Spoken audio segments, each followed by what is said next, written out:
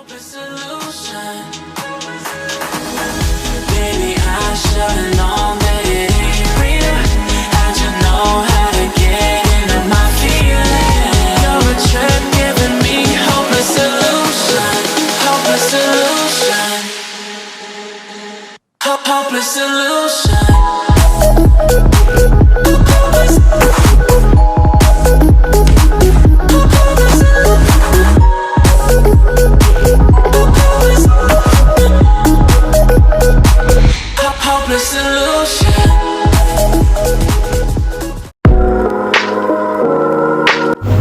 तो जी जनाब, लाहौर से गाड़ियों के टैंक फुल करवा के और गाड़ियों की हवा शवा चेक करवा के हम निकल पड़े हुंदा के सफ़र के लिए।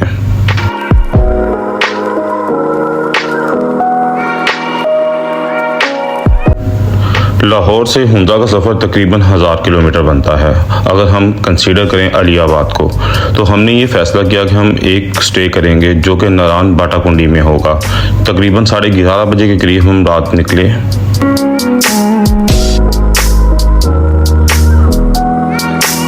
हज़ारा मोटरवे पर हरीपुर के करीब तकरीबन सुबह 3:30 बजे के करीब मूसलाधार बारिश ने हमारा इस्तकबाल किया और गाड़ी की स्पीड मजबूरन 60 से 70 पे आ गई। ना गाड़ी कहीं रोकने को दिल कर रहा था और ना ही गाड़ी चलाने को दिल कर रहा था। जैसा कि आप जानते हैं कि हरीपुर पर करीब करीब कोई भी क़याम त्याम भी मौजूद नहीं है जहाँ पे बंदा गाड़ी रोक के स्टे कर सके।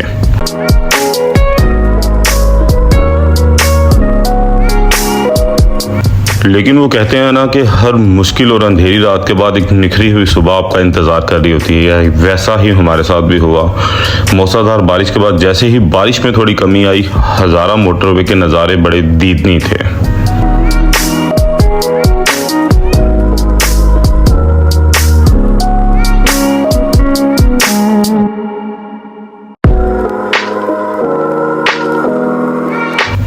ये 14 जुलाई 2022 की खूबसूरत सुबह थी। मानसून स्टार्ट हो चुका था और मानसून में ग्रीनरी अपने अरूज पे होती है और ऐसा लग रहा था पहाड़ों के ऊपर किसी ने सब्ज कलर का कालीन बिछा दिया हो।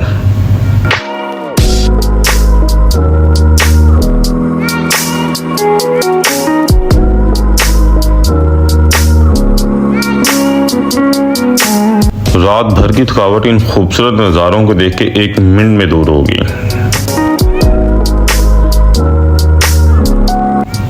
दिल कर रहा था इन खूबसूरत नज़ारों को देखते जाएं और अल्लाह ताला की सना बयान करते जाएं।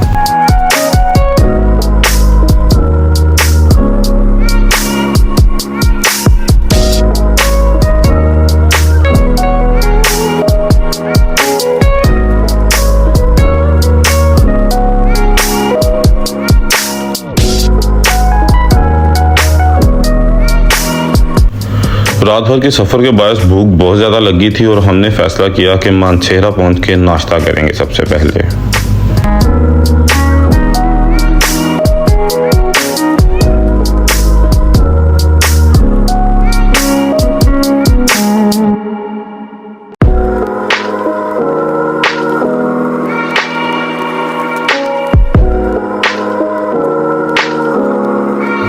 मानसेरा बाईपास पर पहुंचकर सारा शहर ऐसे एक मैदान की तरह आपको नज़र आता है कि आप गाड़ी से उतरने पर मजबूर हो जाते हैं।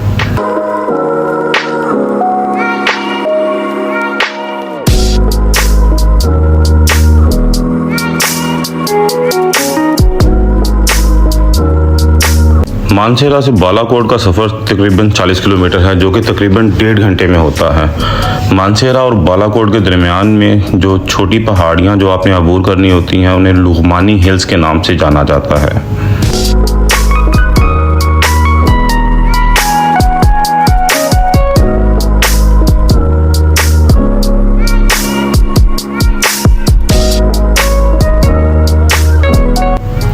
बारिश के बाद लुघमानी हिल्स बहुत ही खूबसूरत नज़ारा दे रही थी और हमारे दरमियान कन्फ्यूजन ये पैदा हुई। कुछ ने कहा कि यहीं पे रुककर नाश्ता किया जाए और कुछ लोगों का मशवरा ये था कि दरियाई कुनहार के किनारे नाश्ता किया जाए। लिहाजा हमने डिसाइड किया कि हम लुघमानी हिल्स पे ही नाश्ता करेंगे। लेकिन ब्लंडर ये हुआ कि जब हम वहाँ पर सब कुछ निकाला तो ब्रेड्स हमारी लाहौर बेकर्स पर ही हम भूल आए थे।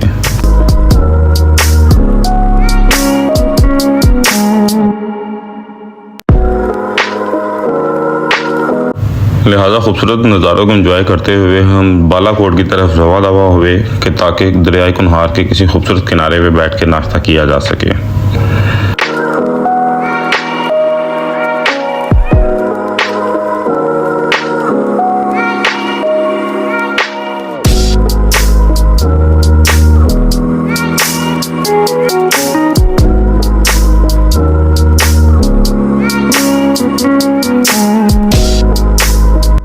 शायद हमारी किस्मत में खूबसूरत दरिया के किनारे नाश्ता करना लिखा था, तो लिहाजा हमने इस दरिया के शोर में बहुत ही पुरसकून होकर नाश्ता किया।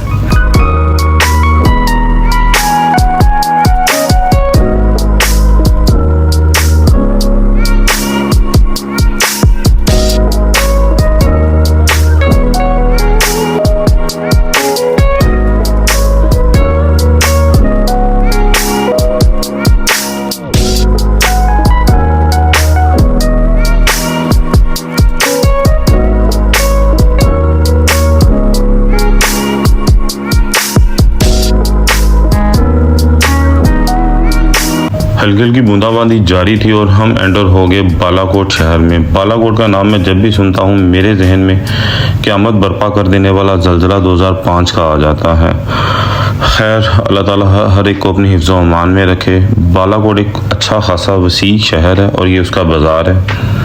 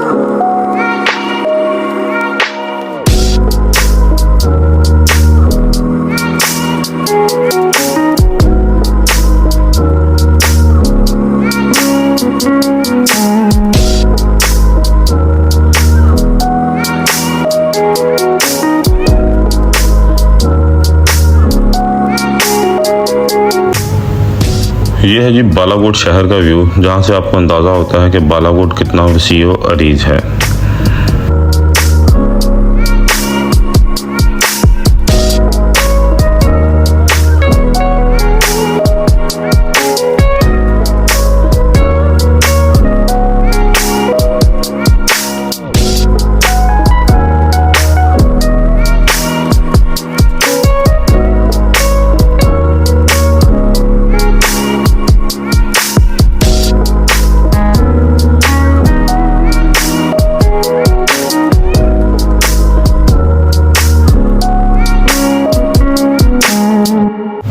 बालाकोट से नारान का सफ़र तकरीबन 90 किलोमीटर है और आपको 3 से सवा 3 घंटे का वक्त दरकार होता है। रोड भी कुछ खस्ता हाल है और चढ़ाई भी काफ़ी ज़्यादा है। आपकी जो ऑलमोस्ट स्पीड होती है वो 40 से 50 होती है, जो कि आपकी गाड़ी कंट्रोल में होती है। इससे ज़्यादा स्पीड डेंजरस है।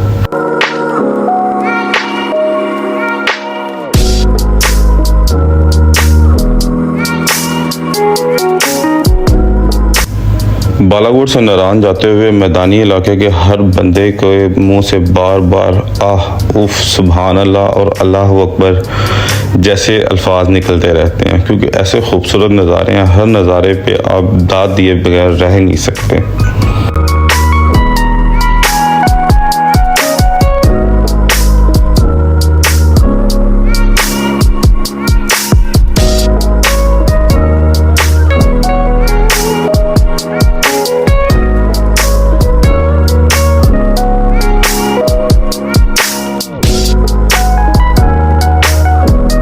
कगान मांडवी पर कुछ ग्रॉसरी के लिए हम लोग रुक गए और बड़ी ही शानदार सुबह थी और बार बार मुझे मजबूर करती थी कि मैं कैमरा लेके उस व्यू को कैप्चर कर लूं।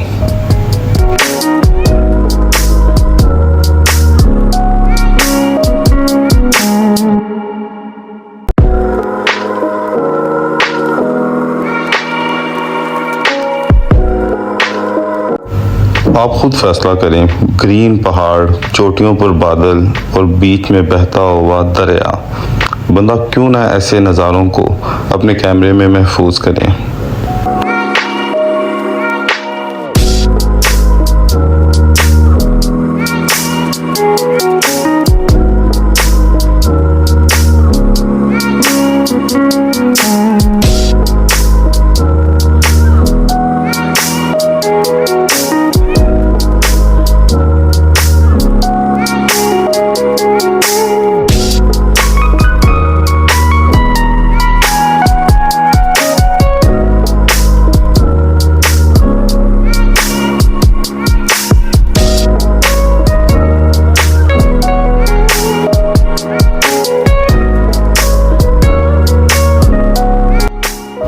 जब आप दूर दराज इलाकों लाहौर, मुल्तान या कराची वगैरह से आ रहे हो तो बालाकोट से नारान तक का सफ़र खूबसूरत तो बहुत है, लेकिन उसका रोड आपको थका देता है।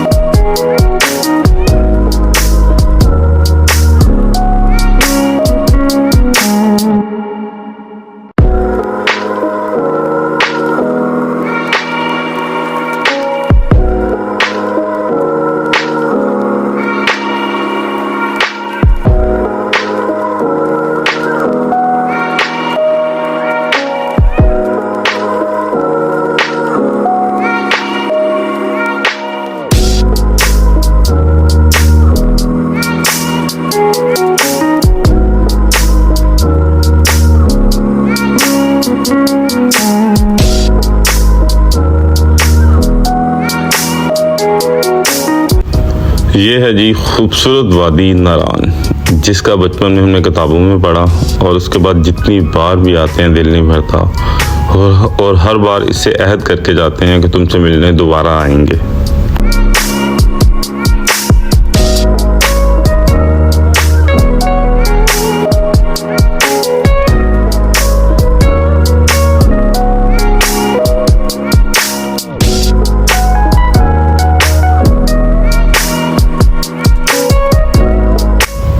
चूँकि हमारा इरादा बटाकुंडी रुकने का था, लिहाजा हमने नारान के बाज़ार को गाड़ी में ही से बाय बाय बोला और गाड़ी में ही बैठ के उसके नज़ारों से लुत्फ़अंदोज़ हुए।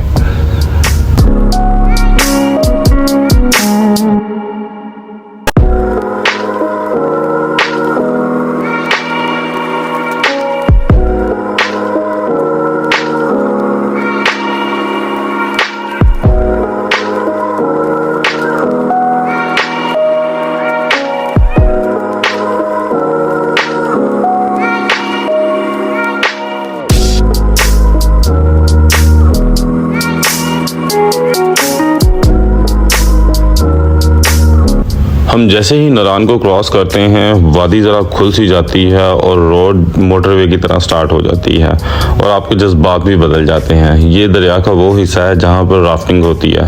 हम ज़रा अर्लियर मॉर्निंग यहाँ पे पहुँच गए थे, इस वजह से आपको कोई भी राफ्टिंग वाला नज़र नहीं आ रहा।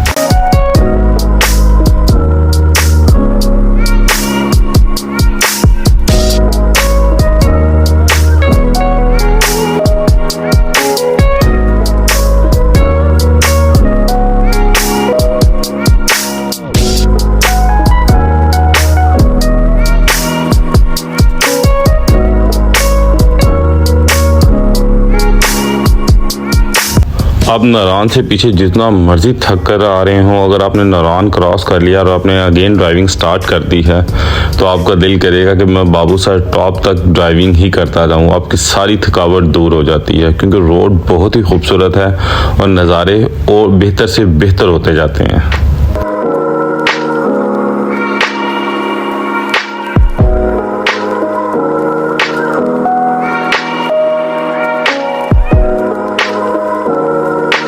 चूँकि मैं एक माउंटेन लवर हूँ तो मैं हमेशा पाकिस्तान का मुआवजा स्विट्ज़रलैंड से करता रहता हूँ। अब इन नज़ारों को देख के मुझे कहीं से भी नहीं लगता कि पाकिस्तान स्विट्ज़रलैंड से कम है।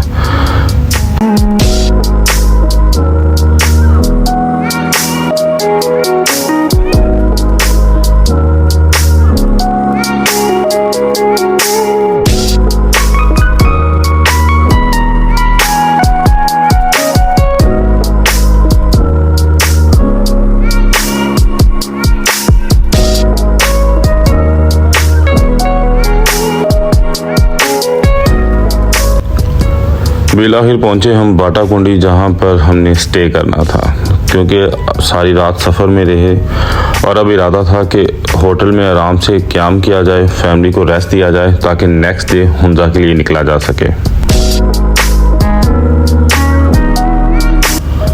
होटल में 2 घंटे के स्टे के बाद ही मुझे बेचैनी सी होने लगी तो मैं सोच रहा था क्या किया जाए, तो अचानक ही मैंने प्लान किया कि हाइकिंग करके लालाजार जाया जाता है। सामने पहाड़ों की दूसरी तरफ लालाजार है। बाटाकुंडी से लालाजार हाइकिंग करके ऑलमोस्ट मकामी 30 से 35 मिनट में पहुंच जाते हैं, जबकि हम मैदानी इलाकों वाले 1.5 से 2 घंटे का टाइम रिक्वायर होता है।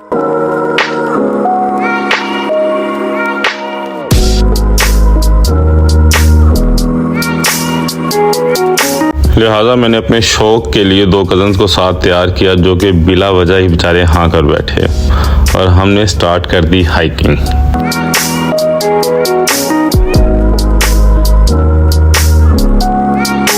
इन खूबसूरत नज़ारों को देख के शायद वो फ्रेश हो चुके थे या उन्हें आइडिया नहीं था कि वो किस चीज़ के लिए हाँ कर बैठे हैं।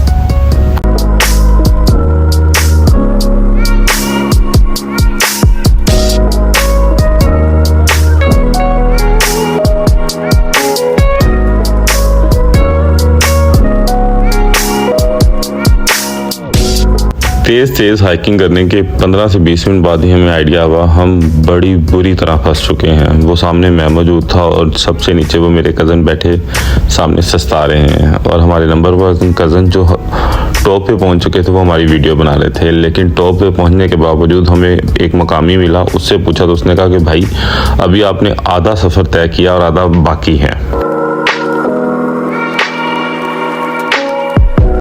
बिलाखिर 1.5 घंटे बाद हमें लालाजार के आसार नजर आना शुरू हो गए।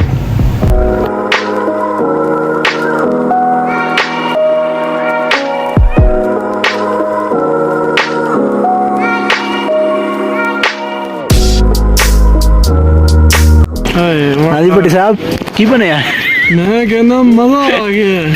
ਤੁਸੀਂ ਸੁਣਾਓ ਭੱਟੀ ਸਾਹਿਬ। जानी शुरू में तो बड़ा मसला हुआ लेकिन बाद में क्या हुआ, एक चचा मिल गया यहाँ पे, वो मकामी था, उसने बड़े अच्छे तरीके से गाइड कर दिया। उसने गाइड किया, कहता भाई लंबे लंबे सांस लो और स्लो जाओ।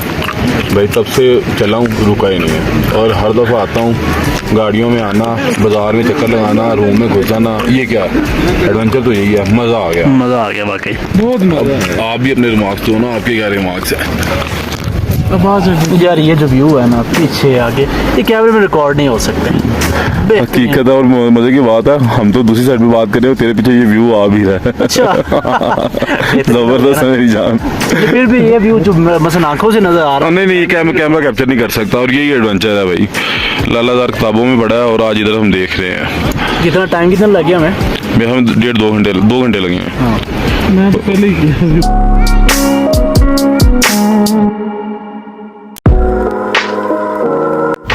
लालाजार बहुत ही खूबसूरत और बहुत ही पुरसुकून जगह है। अगर आप शहर के शोर से तंग हैं तो आप यहाँ लाजमी आएँ और आराम से बैठ के इस नज़ारे को अपने अंदर समाएं।